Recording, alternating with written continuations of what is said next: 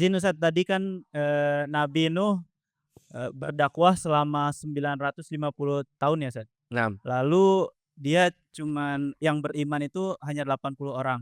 ya. Jadi pertanyaan itu Ustaz, apa hikmah dari kisah Nabi Nuh yang berdakwah begitu lama gitu Ustaz, dan hanya yang beriman tuh sedikit. Jadi dia dapat jamaah tuh hanya 80 orang aja gitu.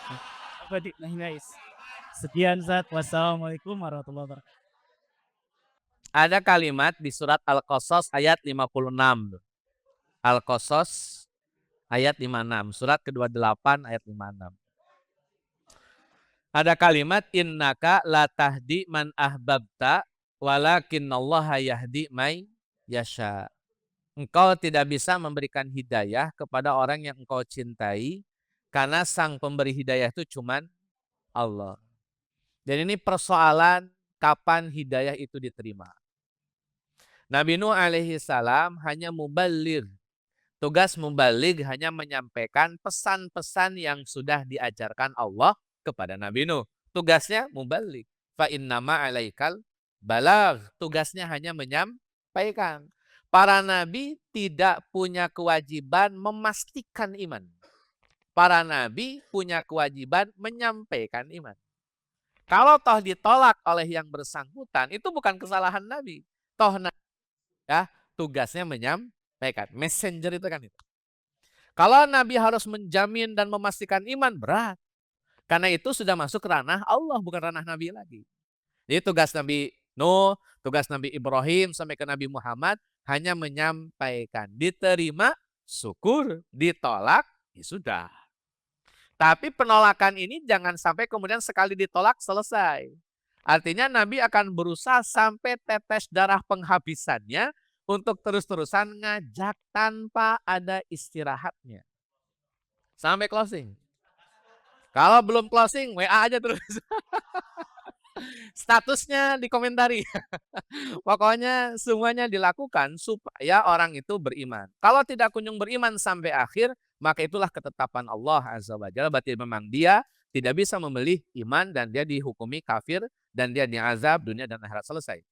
Nah, hikmah bagi kita teman-teman, ternyata dalam dunia dakwah kita tidak bisa memastikan perubahan pasangan, perubahan anak, perubahan keluarga, bahkan perubahan dari kita sendiri. Nggak ada kepastian berubah, itu nggak ada. Tugas kita hanya berusaha agar partner kita bisa sama-sama berubah. Agar kita bisa sama-sama berubah. Hanya di situ level kita. Menjamin perubahan nggak bisa. Antum misalkan mengharapkan istri sampai pada perfecto ya, sempurna, ya nggak bisa. Kalau ngajak, kalau ngasih tahu mungkin, tapi memastikan nggak bisa. Sebaliknya, para istri punya tuntutan pengen seideal Nabi Yusuf, seideal Nabi Ibrahim, ya nggak bisa. Dakwah itu ya tidak memastikan. Maka tugas kita ya memulai dakwah, memulai mengajak sebisanya, semampunya dengan cara yang baik dan benar. Biarlah urusan hidayah menjadi otoritas Allah. Nanti teman-teman, yang kita lakukan sebetulnya dalam proses mengawal hidayah. Kan hidayah dibagi dua. Pertama, disebut dengan hidayatul irsyad. Hidayah irsyad itu hidayah yang dalam bentuk informasi atau ilmu. Misalkan kayak suami ingin dirubah itu dengan hal yang lebih baik, dikasihlah muatannya, materinya, dikasih video, dikasih pencerahan, itu namanya hidayatul irsyad. Atau istri gitu, itu hidayatul irsyad. Dikasih informasinya. Dari hidayatul irsyad naik level jadi hidayah taufik. Hidayah taufik. Jadi nama yang betul itu hidayah taufik. Bukan taufik hidayah. Ya, beneran. Jadi hidayah taufik. Bedanya di mana Ustadz? Saya kasih ilustrasi ya. Kalau antum jalan di jalan raya mana saja, pasti ketemu namanya rambu lalu lintas. Ada kuning, hijau, dan merah. Kalau ketemu lampu merah, maka harusnya kendaraan berhenti. Itu di waktu-waktu yang memang banyak mobil, dunia kerja, waktu kerja, siang-siang. Jam 2 dini hari, antum ada di jalanan Lewi Sartika, ketemu lampu merah.